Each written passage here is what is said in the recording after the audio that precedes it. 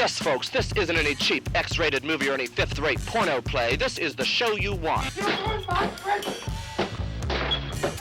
God, not on Christmas! Filth are my politics. Filth is my life. Take whatever you like.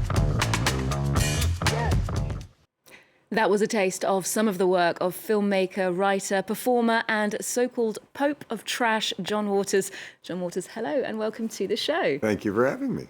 Now, we obviously associate your body of work with bad taste, seediness, but in recent years you've become very respected, not just accepted, but embraced even. Are you still the Pope of Trash? Well, William Burroughs is who called me the Pope of Trash, so I take that title like God himself really bestowed it on me.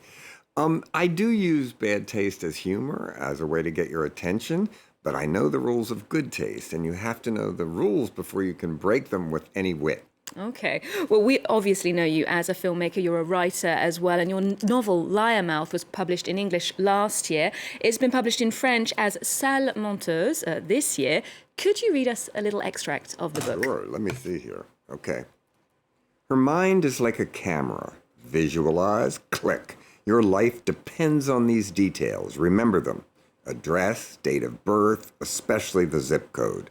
A steel trap. That's what Marcia's mind is. And you know what? She could pass as this dim-witted airline worker if the TSA security officer is distracted long enough. And Marcia knows how to do that. She's a better actress than Meryl Streep. It's time to win the Liar Oscar. Now, as we can hear, this book has your artistic fingerprints all over it. We've got perversions, pop culture, iconoclastic characters. Now, that character you were reading about, Marcia Sprinkle, she's a ruthless thief. She loves lying. And apparently now we live in a post-truth world. So should we all be taking a leaf out of Marcia's book and bending reality? Well, she even practiced lies. She does it on purpose just to see if she spreads lies for no reason. Like in airport, she said, "Did you hear this flight is canceled?" Well, it wasn't, just to cause trouble, because she thinks lying makes her prettier and more glamorous and gives her more control over others. Yeah, she seems to be having a fun time with it, though. Now, I believe Liarmouth's being optioned for the screen, and you're involved in the film adaptation. Your recent film was in 2004. Since then, you've been doing performing, writing, all sorts. What's it like being back in the screenwriter's director's chair? Well, I always didn't completely leave it because I was paid to write 4 different sequels to Hairspray. One to the musical, one to my movie, one to the TV show. That never happened, but they paid me to do it. So I was involved in the movie industry. And also a children's Christmas adventure that I wrote that didn't get made. So it's great. It's like, but I've never taken a book and then gone the other way and made it into a movie. What you have to do is eliminate a lot. You have to change things. Because in a movie, you show it or say it. In a novel, you can think it. And that's the difference. So it's a different kind of challenge. It's like writing in reverse in a way. Self-translating in a way, I suppose. Now, among the many eccentric characters in Liarmouth, there's a trans pet, dog to cat or cat to dog, I'm not sure. But more seriously, the transgender community has found itself at the centre of a wider debate in the United States. A lot of conservative politicians seeking to legislate anything that they deem to be deviant sexuality. That even includes drag queens. How do you see these kind of attacks? Do you take them seriously? Well, I take them seriously because trans people are being killed and stuff. But at the same time, it seems like everyone's trans now in rich kids' schools, like 90% of the students. And I think, am I a woman? Maybe I missed this. But at the same time, I think you should be able to be whatever you want to be. I think if you want to be a woman today, a them tomorrow, I don't care. Good. So why does that threaten anybody? Why does that threaten? I don't know why it makes people so angry. It makes them, I always try to think if they have drag queens that have story time in school, which makes people crazy in America, where little Billy comes home and Dad says, "How was school?" And he said, "Fine, I learned to put on bottom lashes today. Get it, girl?" You try to imagine. So to me, I don't understand why it's so threatening to people. Kids love drag queens. They're like clowns. Yeah. That's an interesting comparison. Yeah. Now, speaking of drag, one of the most iconic drag queens of the 20th century was a close friend and collaborator of yours, Divine, who starred in your films Multiple Maniacs, Pink Flamingos, Female Trouble, to name just a few. Tell us about working with Divine. Were you aware at the time that you were working with a very unique, a complete one-off in terms of a performer?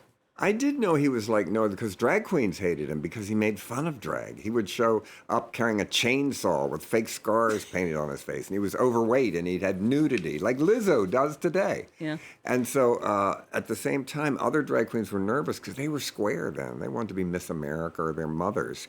I think every drag queen today, you see a little bit of Divine in. Divine's influence today, every drag queen has an edge. Every drag queen has a kind of anger to it and a kind of humor to it. And they make fun of themselves just by some of the names, like Aretha Franklin. I love that. That's my favorite drag name. So I was aware, but Divine was not trans. Divine would be for that community. Divine dressed as a man in real life. You know, he didn't want to be a woman. I always said he wanted to be Godzilla. Certainly an incredible legacy. Now, going back to your film work, Cry Baby had a special screening at the Cannes Film Festival in 1990. Now, that film stars a baby-faced Johnny Depp. Yeah. He's back at the festival 33 years later. Again, opening the festival. Getting his career back. Good. Yeah. That film is named Jean du Barry. He's playing King Louis XV there. And his return to the spotlight has prompted some criticism following that high-profile defamation case with his ex-wife Amber Heard. Some suggest that he should be cancelled. What do you think about these sort of woke debates? Do you think they're legitimate or they're part of a larger culture of taking offence? Well, I'm not sorry Harvey Weinstein's in jail. But at the same time, I taught in prison. I helped people get out of jail that committed murder. So who am I to judge other people? That has already happened. That is up to the courts. That is up to everything. Johnny Depp was found not guilty. So as far as I'm concerned, he is certainly eligible to get everything back he may have lost. Okay. Now, you are a very famed and assiduous reader, as well as a writer, and you infamously doled out that advice that if you go back to somebody's house and they don't own any books, well, that the encounter should stop right there. I know you've revisited that quote. Well, the worst thing is to go home with somebody and they have books in the bathroom. That's really disgusting. Don't sleep with them either. But speaking of books and how we consume culture today, the writer Bret Easton Ellis was recently asked whether he thought books would become obsolete. And he actually said, they already are for young people. Do you agree? I don't agree. I like his books, though, and I like him. I liked his last book.